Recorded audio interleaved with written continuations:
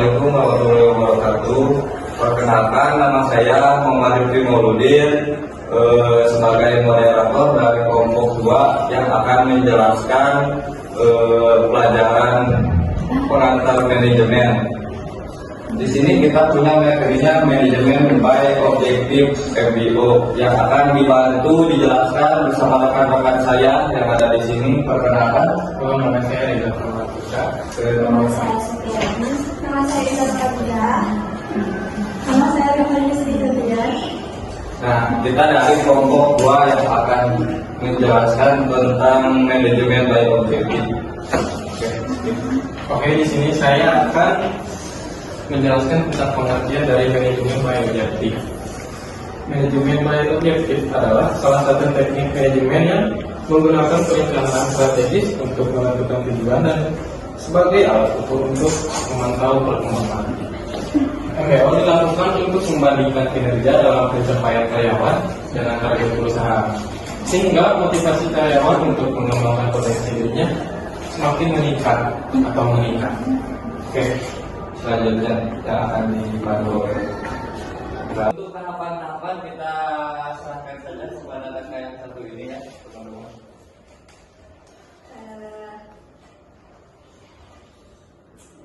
Tahapan-tahapan dari MBO itu ada 5. Yang pertama itu ada penentuan tujuan.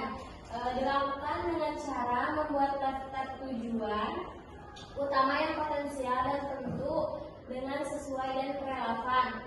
Yang kedua itu ada pemisahan tujuan. Dilakukan dengan memberikan ringkasan tentang tujuan mereka dengan jelas agar tidak terjadi kekeliruan. Yang ketiga ada pemantauan dan kerjasama. Yang keempat adalah memberikan feedback. Hal ini dapat dilakukan dengan memberikan apresiasi tentang pekerjaan mereka, kemajuan mereka, dan kualitas kontribusi mereka. Lalu mintalah umpan balik tentang kinerja Anda atau kita sendiri. Yang kelima adalah melakukan penilaian dan evaluasi. Tahapan ini merupakan tahapan akhir dari MBO. Sekian, terima kasih. Itu adalah tahapan-tahapan manajemen by objektif alias MBO. Oke, kita next saja. Nah, ini untuk kelebihannya kita sampaikan kepada kakak yang satu ini. Kelebihan manajemen by objektif tidak hanya bermanfaat bagi organisasi, tetapi juga bagi setiap individu yang ada di dalam organisasinya. Dalam Yudhistira dan Supriyanto mengungkapkan bahwa kelebihan program MBO yang diamalkannya sebagai berikut ada 5. Yang pertama, memungkinkan individu mengetahui apa yang diharapkan dari mereka. Yang kedua, mempermudah perencanaan dengan cara mendorong manajer menetapkan sasaran dan target waktu yang pasti. Yang ketiga, memperbaiki komunikasi antara manajer dan bawahan. Yang keempat, membuat setiap individu lebih mengetahui sasaran organisasi.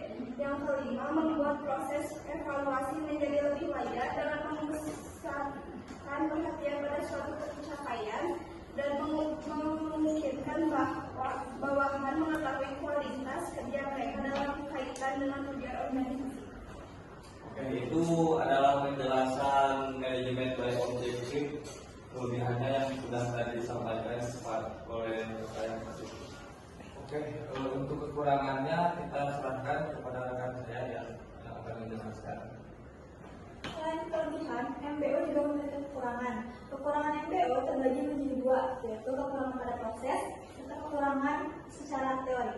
Kekurangan pada proses yaitu kekurangan pada saat melakukan proses pelaksanaan MBO itu sendiri. Karena pada dasarnya MBO menggunakan sekali banyak tenaga dan waktu. Lalu, kekurangan secara teoritis yaitu kekurangan yang terkadang saat itu tidak ada menjadi ada.